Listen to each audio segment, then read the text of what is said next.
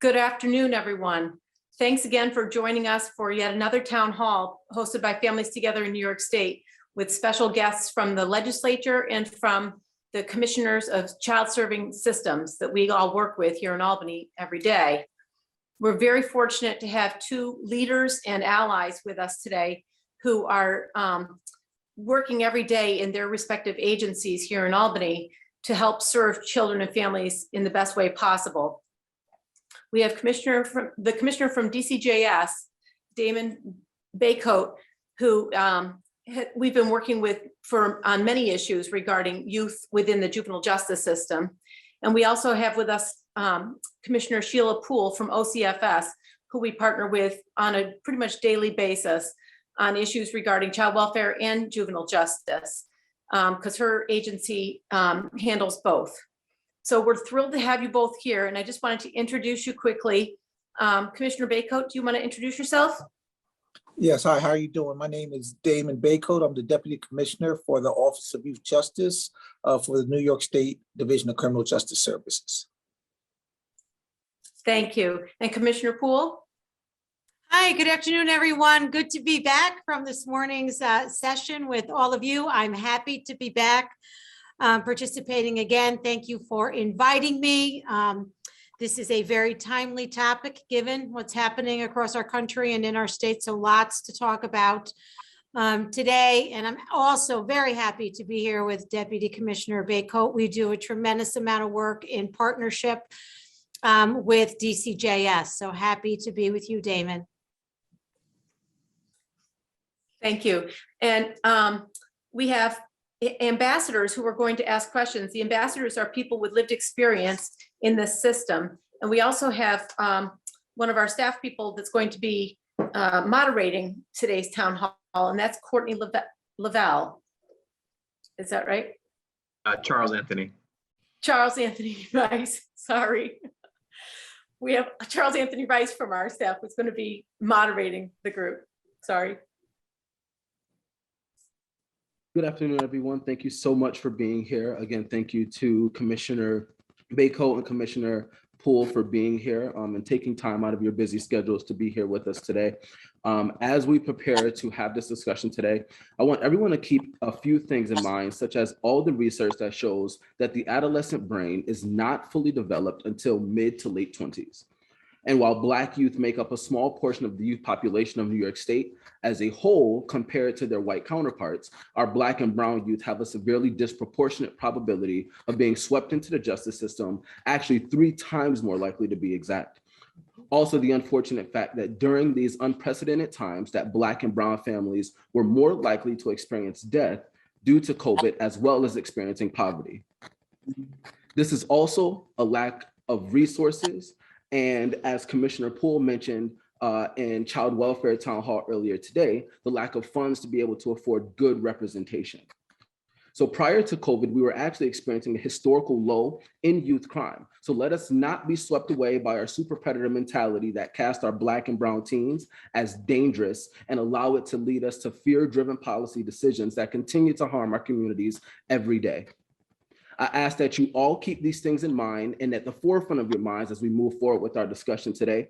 With that being said, I would like to ask our first ambassador, Courtney, to go ahead and unmute yourself, introduce yourself, and pose your question to the commissioners. Thank you, Charles. Good afternoon, commissioners and deputy commissioner. My name is Courtney, and I am the Director of Cross Systems Engagement, Education, and Outreach at Families Together in New York State. As a young person who was able to have a felony conviction I received as a teenager sealed at the age of 21, I know the value of record sealing and expanding youthful offender status. Because my YO status was granted, I was then able to receive security clearance and work a Department of Defense contract, as well as serve on multiple state and federal appointments. But let me be clear, my trajectory would not have been possible if it weren't for the exceptions granted by Drug Treatment Court to receive my YO status that was originally denied.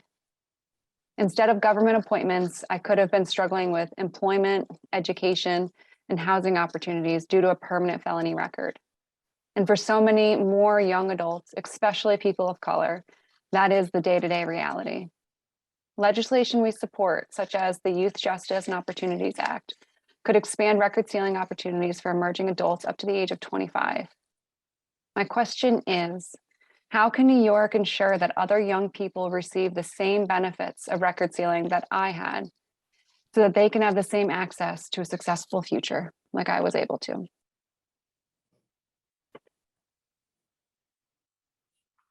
Damon, I'm going to let you take this first because isn't record sealing in DCJS's wheelhouse? Yeah, yes, it is. And also, really wanted to be able to talk about not only record sealing, but really being able to get the word out there to the communities and to the young people that need it. Because, it's one thing to have your record sealed, but it's another thing to even know that it's possible. Because we do know in a lot of our communities, especially our brown and Black communities, they don't even know that there's the possibility. So really, it's going to take some work from not only my agency, but partnering with other agencies to figure out like how we can get the messaging out to these communities to say, here's an opportunity to get your record sealed. And also not only just getting your record sealed for your current crime, but there's also people who have had their youthful offender status denied. And how can you go back and get that record as a youthful offender, especially if you haven't committed a crime in the last 5 years. So I really think it's really about understanding that we have to get the message out, and not just out to certain communities and certain people, but all communities, especially our communities of brown and Black youth, to make sure that they understand that this is out there, they have this ability, and help them make sure that they can assure a future that doesn't maybe have a criminal record on their past, so that we don't struggle with employment and other things. Thank you so much, Senator, Deputy Commissioner Baycoat. Commissioner Poole, did you want to respond to this as well? Yeah, I certainly want to, indicate our support here for those kinds of laws that have been passed. And Damon, the one you were mentioning, right, about the 5-year look back that was passed in last year's, wasn't that passed just in 2021's legislative session? So just want to let folks know that's very recently passed legislation in support of young people who deserve a second chance. And I think you also know in the governor's proposed state of the state in the budget, right, the Clean Slate Act, again, although not specifically for youth, but that philosophy, that policy stance that as a state, we believe, right, young people as well as adults, knowing the many inequities and biases in the criminal justice system in the first place, right, deserve a second chance. And I would also just finally say, I think the youth ambassadors participating today would be perfect folks to help us on the state side get the word out. As Damon was saying, there's nothing worse than having gone through the trouble, right, and effort that it takes to get a bill passed that can benefit them, and then they have no idea. So I think we would welcome any partnership with you about, blasting out, or engaging with young people so that we're making sure everyone takes advantage of it. Thank you so much, Commissioner Poole. I love what both of you said, especially as it relates to the inequities that we're seeing, right? It's that concept of, we can have access to services, but if we don't have the knowledge of those services or how to receive those services, then we're doing our communities no good. So I think it's really important, as you mentioned, Commissioner Baycoat, that we really give our communities the knowledge that they need in order to be able to get access to those services and know what they need to do moving forward. With that being said, we will continue to move forward, and I'm going to ask Ian to go ahead and unmute yourself and pose your question to the Commissioner and Deputy Commissioner, please. Good afternoon, Commissioner Poole and Deputy Commissioner Baycoat, as well as all of our attendees. Thank you for joining us today.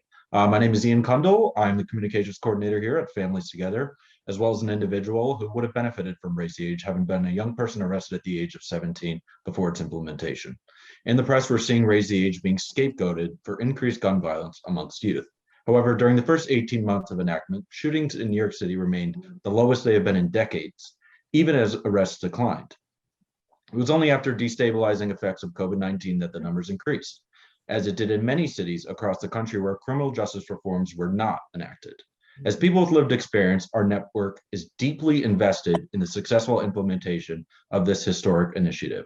What is New York State doing to ensure that we fulfill the promise of Raise the Age while adopting a public health approach to youth crime?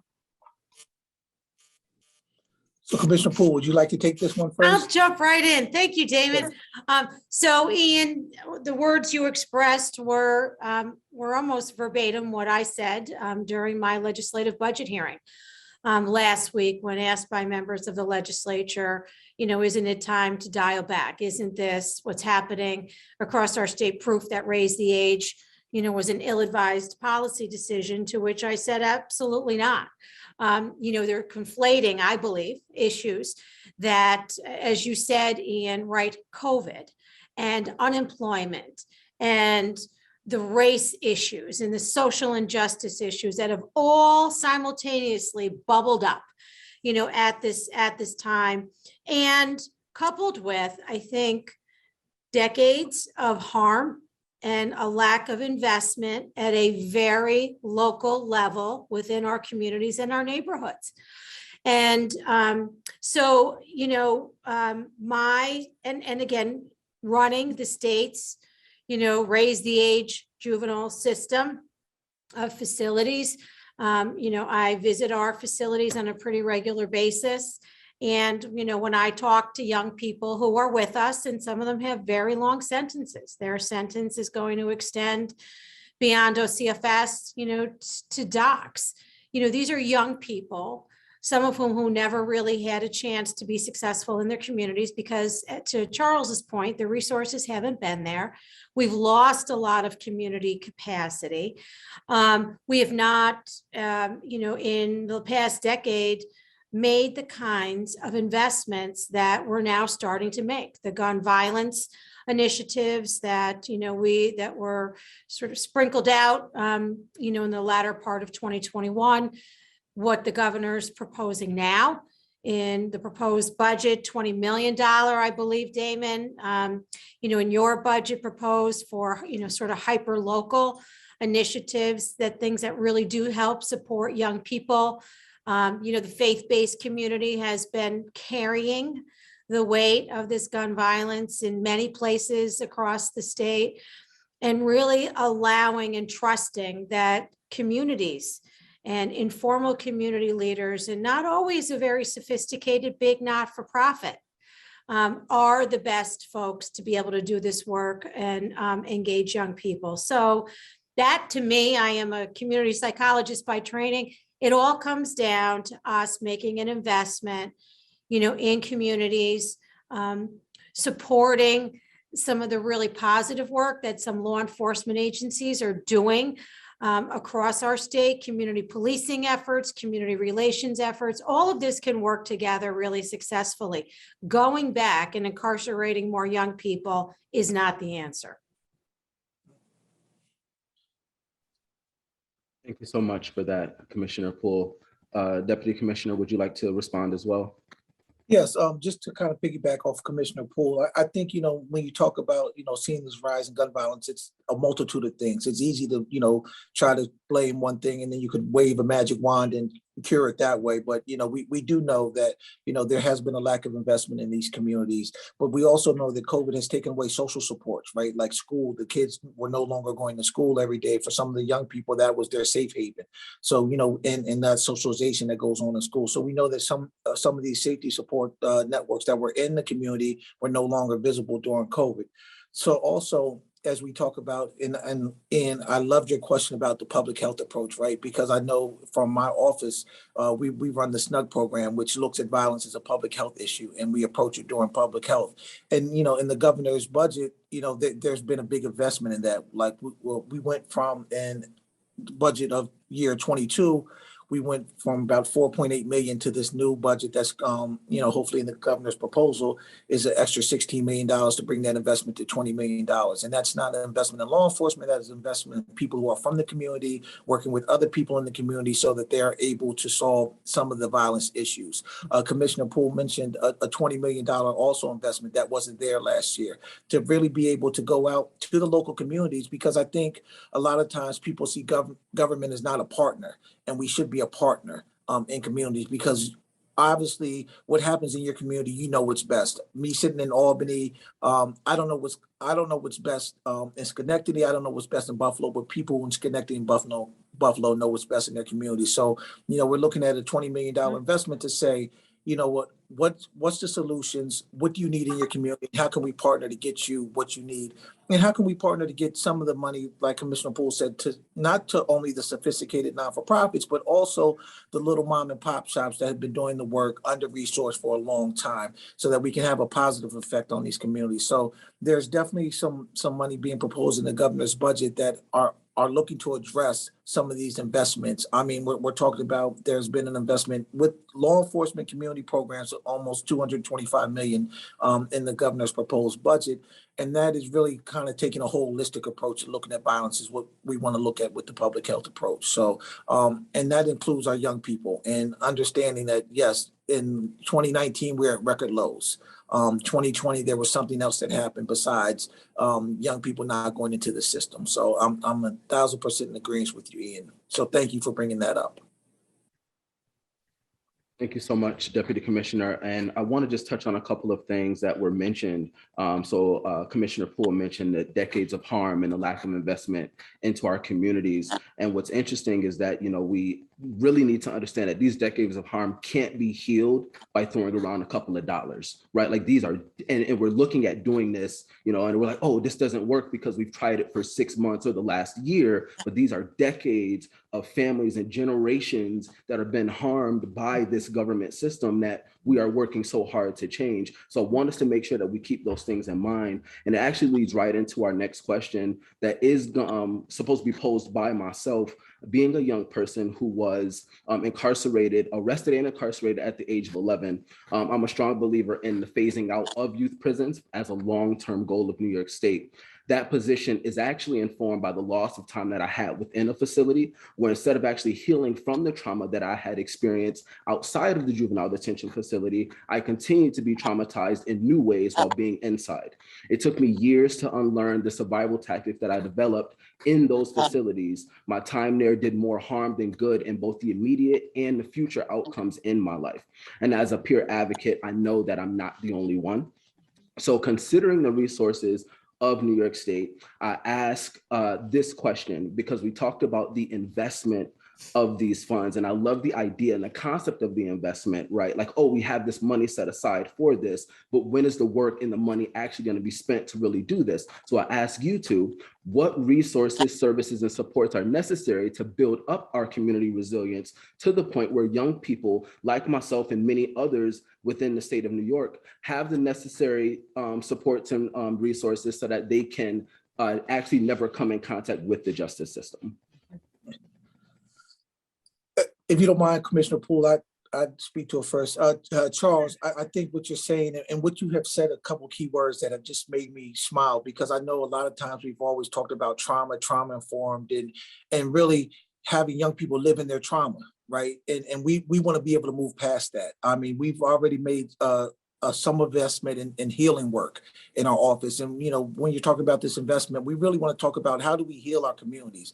And so, part of that healing is how do we build relationships with young people in our communities, right? How do we help them aspire to be, better than they ever thought they could be? How do we help them have agency? And when we talk about agency, how do we help them feel like that they can be part of the solution in changing their communities? And then how do we help them bring meaning to their life, right? And give a purpose to their life, because that's when we're talking about healing. The question becomes from, what's happened to you is what are you good at? And how do we get you there? And how do we support that? So what you're saying is exactly 100% correct, that, these investments, even though they're in the budget for, FY23, we're hoping these are long-term investments, and we understand that, we can't have short-term solutions for long-term problems. And we really want to take our office is really taking a look at, healing framework as we're implementing these dollars, because we know that we have to build relationships with young people so that young people can heal from the traumas that have happened in the community over and over. So when you're talking about healing and resiliency, I'm like, yes, we're talking the same language, because we have to heal. It's one thing to be trauma informed, but now we have to take the next step and be ready to be healing centered in dealing with our communities and our young people from the decades of harm that have gone on. Mhm. Very well said, Deputy Commissioner. Yes. Commissioner Poole?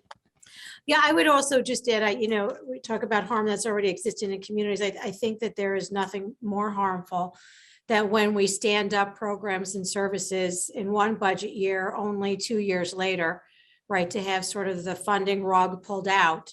That's another loss to a community. That's another message that your community, right, which was once thought, important enough and need enough, to have these services, isn't that way anymore. And it just creates such, and you can completely understand, distrust, is government really in this for the long run with us. I would also just say that, OCFS and DCJS do a lot of great work in this space. We work really collaboratively. The DCJS has regional youth justice teams. Through the JJAG, there's lots of community-based investments made to try and do this work. But we need other partners, right? We need the state education department. We need the state office of mental health, and they are our partners, but it's complicated, right? To sort of get all streams moving in the right direction, because I think the truth is so many of our fragile communities need these sort of all hands on deck support from a number of state agencies as well as community partners. And I won't repeat what I said in the earlier session, but that, we here at OCFS, and I know it's true of Damon and Commissioner Rosado, we're spending a lot of time on the phone as sister and brother state agencies saying, not one of us have enough money to solve any of these really challenging problems. But if we each put in, right, because we all share these kids, we all share these families and communities. So if we each contribute a little bit, we will get much further upstream. And I do commit to you that work is happening day in and day out, and really trying to do a better job of not saying we don't have the money to, we don't have money to do it, but when we say together, we can do something about this. I think that's when government, we're on to something there. Thanks, Commissioner. This is Brad Hansen, the Policy Director at Families Together New York State. I'm sorry to jump in, Charles, but I just feel like there's a sort of a natural follow-up to some of the comments that Deputy Commissioner has made and Commissioner has made. And, when we're talking about funding for Raise the Age and trying to prevent criminal justice reform and prevent young people from entering the system, really thinking a lot about how a lot of the money that's been set aside for Raise the Age has gone unspent. And, we're wondering if you could share some insights on why that is, and is it counties not asking for it? And I know, working with so many community organizations like you've talked about, there's so much vested interest because this is their lives, their families, their young people who want to be a part of that solution. And if there's maybe the possibility of opening some of that up so that these communities can actually play a role. For instance, our network of family peer, youth peer support providers and independent family-run organizations whose children are some of those people that came forward and said, this happened to me. What can we do to work with you and bring those people into the fold and be a part of that solution? You want me to take that, Damon, or are you ready to go?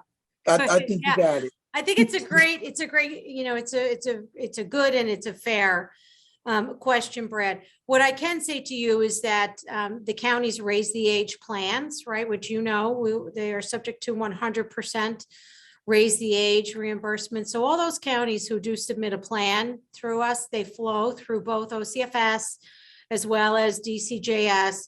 I think the state's pace in approving those plans has accelerated greatly since the beginning of Raise the Age. It was the first time, right? The counties were trying to figure out what they were doing, and it was the first time we were too. And then honestly, COVID hit, right? I mean, we finished, phase 2 of Raise the Age was in the fall of 2019. 6 months later, we have COVID, and then everything goes on pause, right? So I do know that, that a number of counties are sending in amendments, to their Raise the Age plans. But by the same token, and to your point, Brad, I think it probably is a good time for us on the state side, both DCJS and OCFS, to sort of take a look at the contours of the Raise the Age plan and see if there aren't opportunities to sort of remind everyone in larger groups of what is available for counties to actually include in their plans, which, as you may recall, were pretty broad to begin with. But, as I think, Charles said earlier, remember that when we began to implement Raise the Age, our juvenile arrests were falling at a huge trajectory, far below what we even had projected. But we're in obviously a very different place now. And I think that's a great suggestion. I'm writing that one down, Brad. Thank you. Deputy Commissioner, did you want to respond to that one? No, I just, I'm gonna agree with Commissioner Poole is that, now is the time, I look at this as our time of great reset, right? To be able to look at things and how we have rolled things out and especially have given, with COVID and really look at what's been successful, right? Part of Commissioner Poole mentioned the JJAG, part of that is what can we sustain? One of their overall missions this year for their strategic plan was what can we sustain that's been successful during COVID-19? And so, this is a great time to start looking at what we did well, what could we do better? And, how do we get, what you're saying, how do we get this money to the ground so that people can do what they need to do with this money? Definitely. Thank you so much. And again, as both of you mentioned, I think it's important, as Commissioner Poole mentioned, to remind our counties really of what is available to them. You mentioned it in an earlier statement, Deputy Commissioner, like if they remember that it was there, but we're not reminding like, hey, this is still here and we should be using these funds so that we can really begin investing in our communities. Sometimes people just need that little reminder so that we can get the ball rolling again. We know that, this pandemic has really kind of, changed things a lot for us. And so again, while we had something going on before, we're 2 years into this thing and we need to start making some moves so that we can begin really investing and seeing our community strive all across the state of New York. And with that being said, we are going to go to our next ambassador, who is Ruth. Please feel free to unmute yourself and then pose your question to the Deputy Commissioner and Commissioner. Good afternoon. I'm Ruth Rivera. I work for Families Together, but I'm also a parent of child with juvenile justice involvement. I was a parent whose teenage son was arrested and detained. The experience of the events that happened up until he was finally released were deeply traumatizing for us both. I was worried for my son's safety while he was in custody, as well as his future. And it would have made a huge difference for us if we had had someone in our corner that had been through this before. Sometimes my son won't take advice from myself or other authority figures, but he probably would have listened to someone who had been there before. So my question is, what can we do to expand the use of family peer support and youth peer support for justice-involved families? I guess I'll go with that. I think you make a great point. And I think we're still thinking how that looks. I mean, I know that Families Together is big in family and peer support because I think it's one of those things that you've been there, done it, right? And so that you know what's going on. So because a lot of this stuff it's scary. Like when you're first going into the system, you don't know what to expect. And if you have somebody there who kind of walks you through it, then it can help you out a little bit. I know, with DCJS and some of the stuff that we do with the SNUG program, it's huge on peer support. It's people from the community who kind of have lived the life of violence and are able to go back out and talk to young people who are at the highest risk of committing violence. And so we're firmly behind that. And I know that, working with OCFS, we are even talking about, in the detention centers, like who are the people that are working in the detention centers? Does it make sense to have people who are in there who have experience, right? Because we do know that experience is the best teacher, but it also helps us to become a teacher as well. So I definitely think that, we really want to start looking at what does peer support look like and where can we do peer support? We already do it in some mental health, we do it in some substance abuse, but what are other places that we can look at peer support where it makes sense so that we can help families lessen the traumatization of what goes on, when an arrest happens, when a person's getting processed, because we do know that is traumatic, not only for the young person going through it, but for their family as well. Yeah, Ruth, I would just add two things. So for young people and who are in OCFS's juvenile facilities, we do have a statewide family partnership network, which we started probably, 6 or 7 years ago, maybe longer, just very focused on helping support the parents, right? Just for all the reasons that you said, the trauma, the loss, trying to think about the reentry of the young person, back into the family as we look toward discharge planning and aftercare. So we do have that, and they've done a nice job there. I would also say that we have contracts with several credible messenger programs across the state. So as young people are leaving OCFS facilities, and we all know, right, for both adults and for youth, the recidivism is still a huge issue. And so we are using credible messengers as complementary to our aftercare staff. And they have really proven to be another just sort of powerful asset, right? Young people with lived experience, having gone through the system, becoming part of our work with kids and families as they reenter communities. And Commissioner Poole, I would just like to piggyback that we work together as well at DCJS and OCFS with our social work and SNUG program. It's not part of great. Yes, it's part of the aftercare plan, really working with some of those kids that might fit the SNUG criteria to really work with you guys to say this might be a good referral for a young person, which is once again a credible messenger type of program. Thank you so much, Commissioner Poole. Thank you so much, Deputy Commissioner Baycoat. So in closing, as we get ready to wrap things up here, one of the things that I've heard over and over again during our discussion today is this term investment, right? And so not just investment as a whole, but investment in our communities, investment in this amazing workforce of experts that we have at hand, which is our peer support workforce. And one of the other things I beg to leave you both with is this concept of follow through. Right, because in a lot of our town halls, we've heard a couple of things said, and even a parent coming on saying that, hey, my child was looking and waiting for resources last year when we came to the table, and my child is still waiting for those same resources supports this year. And when we look at the fact that we're looking and working with communities that have seen a lack of follow through both personally and from those systems, and we have this series of distrust over generations that we've seen over and over again, the way to combat that distrust is by having follow through. So I really want to leave both of you with that today as we get ready to wrap up, and I'm going to hand things over to our CEO here, Paige. Thanks, Charles. I don't think I could add anything that would be better than what Charles just said. And I just want to say thank you so much, Deputy Commissioner and Commissioner.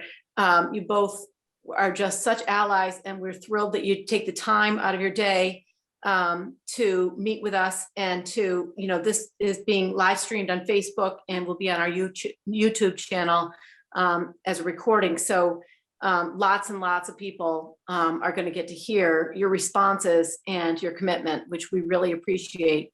And we look forward to continuing to work with you throughout the year. Great.